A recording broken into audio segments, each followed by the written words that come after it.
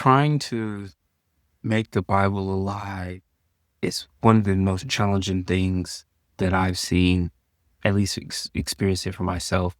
And first off, it's starting off with prayer before you start reading the word and asking the Lord to give you revelations of things, but then going on and reading it. And what's helped me is I try to put myself in the shoes of that particular person, because you're trying to understand what that person might have been feeling in those moments, right? What they might have been feeling. And the challenge is, at least with reading the Bible, is understanding the context in which it's written, because the context is going to determine what a certain event means, right? An example of a context determining what something means. Like if in some cultures, right? In some cultures, if you shake somebody's hand and you stay seated while they're sitting down, while they're sitting down, it can be seen as a sign of disrespect, that you don't respect them enough to stand up, right? That could be seen and taken as a matter of disrespect. But in other cultures, if the person remains seated, that means that you're also showing deference to that particular person, that they might be seated down and you're shaking this person's hand, or it might be an elder, right? Even in the United States culture. So understanding the context upon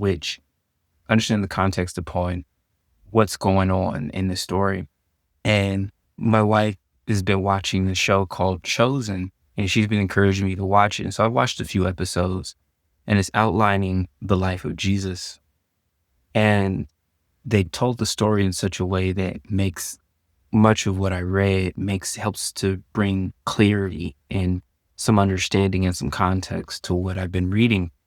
And I'm thinking about Jesus, and I'm thinking about his disciples, and I'm thinking about towards Jesus's last days, and he's letting his friends know, his disciples know, letting his brothers know that he's going to be leaving soon.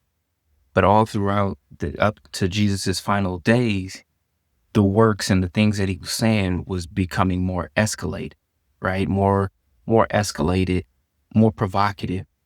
And there was a particular scene when he was at the temple, and basically it was like a death sentence. Like Jesus knew from that moment on that he wouldn't be saying anything else publicly anymore. And it got me thinking, it was like, wow, the concept of revolutionary suicide that Dr. Huey P. Newton put a term to, of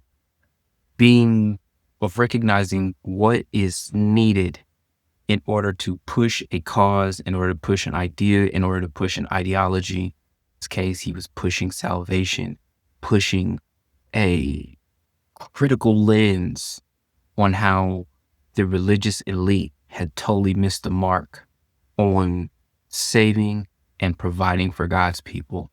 I thought about it in the sense of your friends who love you, who want to see you around, want to see you be great, want to see you live a long time, and they're watching you do things that seems like you're sabotaging your success, sabotaging your influence, sabotaging your life.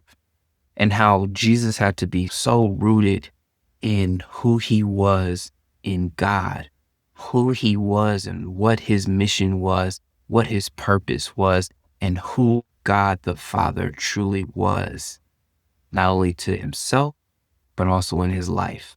That the people around him that were there to advise him, that were there to help him, that were there as his helpers, how helpless they must have felt in those moments of watching Jesus do this. And it's like, I know he says he's the Son of God. I've watched him do these miracles. Seeing miracles isn't something new, but now I'm right here in the middle of it, and I'm part of it, and I'm seeing it with my own eyes.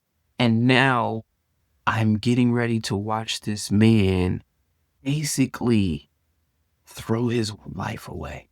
And you think about it, and he's like, they couldn't take my life. I lay it down. Revolutionary suicide. Like when they talk about death by cop, that here it is that Jesus put himself in a situation where now the people around him are looking at him crazy. Like, you think that people really ride for you? Do you think that people really ride for you? Wait until those people have something to lose. Wait until those folks have families that they need to provide for. And now they say that they love you and that they're rocking with you. And are they willing to give all of that up for you? That's how crazy. It's how crazy that you have to be crazy in faith. That's how much you have to believe. And everyone around you is going to look at you like you're crazy. This is the challenge of identifying what your mission is, identifying what your purpose is, and being willing to lay all of that down for Christ. The challenge is how do we as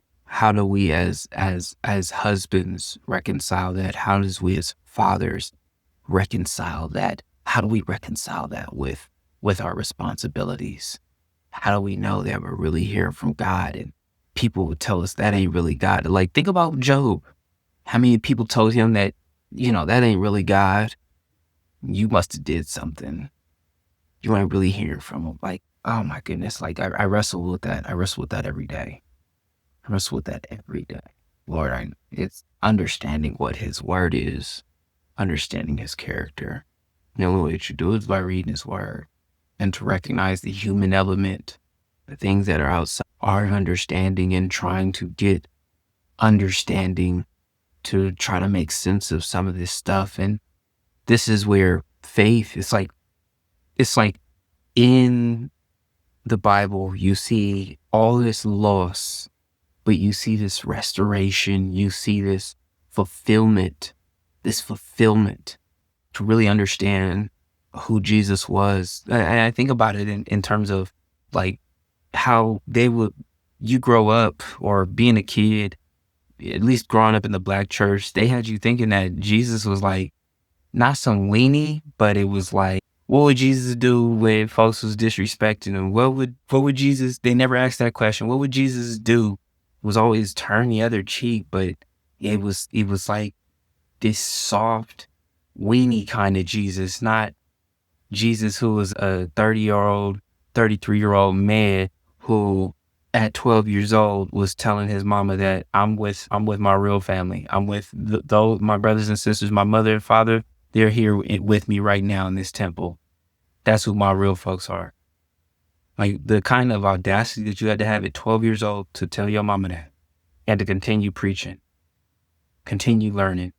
That's the Jesus with the Jesus that's pulling up on folks. The Jesus that is moving bravely. And it's like, did Jesus ever do anything wrong? And you have to define what wrong is. Did he do what was wrong in man's eyes, but do what was right in God's eyes? Did Jesus offend people? Yes, he did offend people. But did he offend people for the sake of offending them? Like, where does intent lie? And what I mean by that, where understanding the heart, right? Understanding the heart, and where that for out of the abundance of the heart, the mouth speaks. So what's in your heart? Because that's going to come out. And what if in your heart is love, but the way that it comes out is through tough love, through your actions, through your words. That's the part that, I'd be wrestling with. And I wonder if other folks wrestle with it, but I know that's what I'd be thinking about. Like when you think about your own journey and the things how fearless you have to be. And the only way that you can really get that fear is by trusting in God. And it's like, Lord, I'm trying to do the right thing. Second guessing yourself and just hoping that you're hearing from the Lord and all of that. And people telling you that ain't God and this, that, and the third. Like, I tell you, that's the challenge. Your own personal relationship and being able to understand and hear God. So the way I see it is that he wants a personal relationship with us. And he doesn't need anybody else's help in order to do that, to be able to get your attention, to be able to have that relationship with you. So it's like, seek ye shall find. But yeah, that's faith for you. That's your Christian walk. And recognizing that you're not going to be perfect. That's okay. But, it's like you want to be a good representation of God. You don't want to bring any shame to the kingdom. You don't want to bring shame to God's name. And recognizing that all have sinned and fallen short of the glory of God. All have sinned. Yeah. Those are my thoughts. Y'all be blessed.